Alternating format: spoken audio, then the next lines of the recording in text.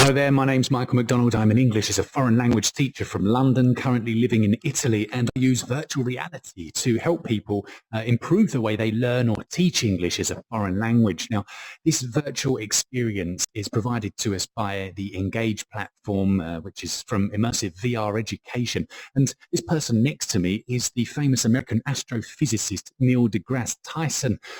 He is about to deliver to us a presentation about the universe or mysteries or history's mysteries you can see up there.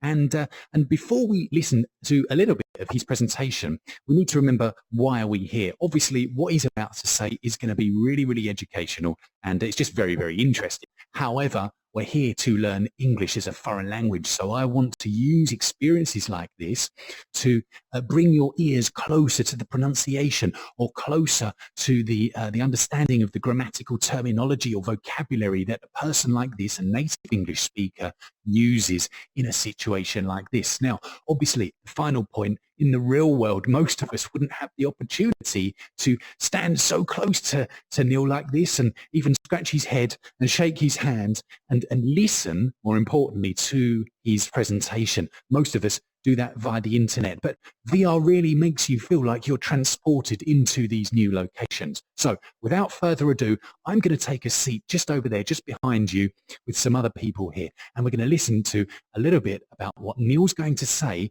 and then I'm going to show you how you can incorporate questionnaires or quizzes within a presentation like this to achieve your learning goals as either a student or a teacher of a foreign language, and this could be applied to many other subjects as well. So we'll get into that in 2 minutes, but let's just listen to a little bit about what Mr. deGrasse Tyson has to say about the universe. Let's go. You know, of all the amazing things about the universe, I think two stand above all the rest. One of them is that we know so much about the universe, but another is that there's even more that we don't know.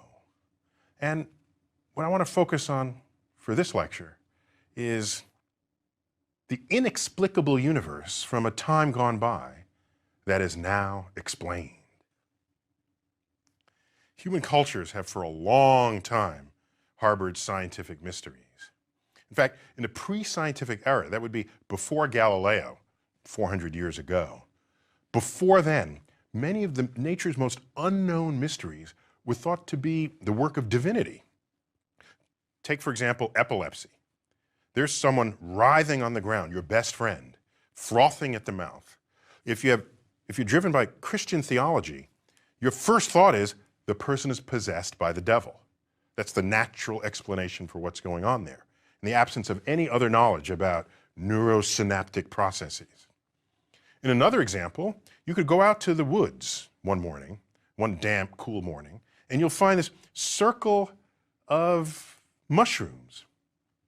No one knew how they got there. You were there the day before, there was no trace of mushrooms. And now there's a perfect circle of them. These were known as fairy circles.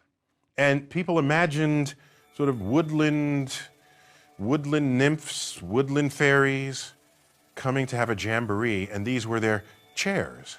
Little fairies, of course. These were their chairs where they celebrated whatever were their rituals of the night.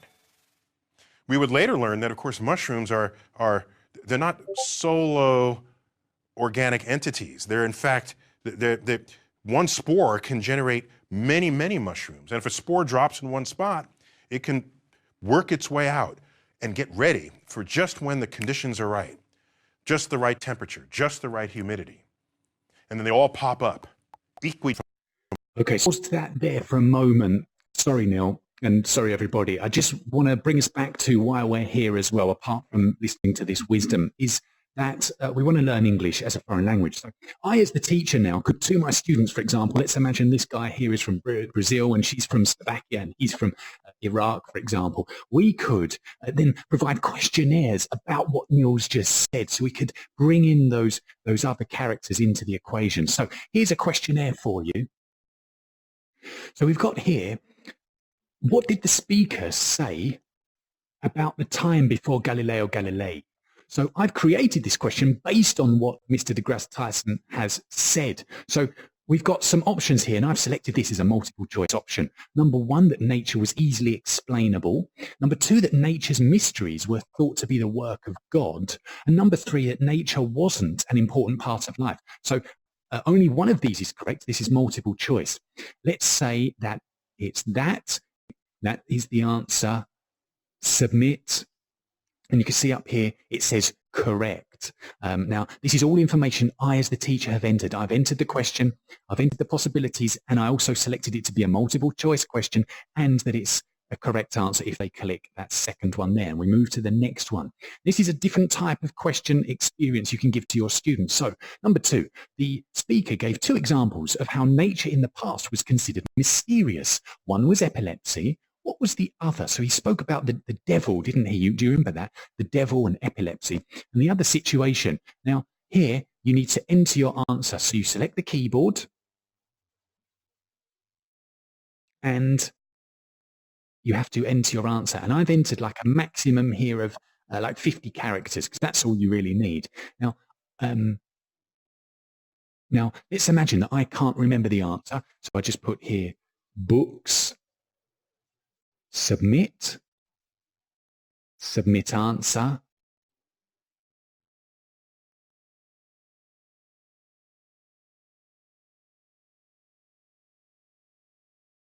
Now, the final one, who did the speaker say heavier things fall faster than lighter things? We haven't actually got to that part of the presentation just yet, but just to begin to wrap things up to show you how you can use these questionnaires in your teaching, we've got here Sir Joe of Rogan, Aristotle, or Maimonides. The answer is, if you continue to watch this presentation, is Aristotle. So we select that submit answer, and that is correct. So next. And then you can also include some information here, maybe to just kind of draw the student's attention to particular vocabulary. And I'll show you in a future video how to do that. And then submit quiz, and that is submitted. Now, you can see here that I passed. I set that. The pass mark is actually 66% or more. So you need to get 2 out of 3 questions correct. And here, it shows me I answered 3 out of 3, 2 were correct, and 1 was incorrect. And so I got 2 out of 3, so that's 66%. So there we go. That's just a quick taster of how you can use these VR experiences to not just present information to students, but actually test them on their listening comprehension too. And you can include the slides as well, which I showed you, and I'll continue to go deeper in future videos. You can use those to bring their focus to particular grammatical vocabulary points. So that's it from me today. Have a great day. And if you have any questions about how to incorporate virtual reality within your English as a foreign language learning experiences or teaching, school, classes, whatever, or any other subject, then please do get in touch. I'll be happy to help. Have a great day. Bye-bye.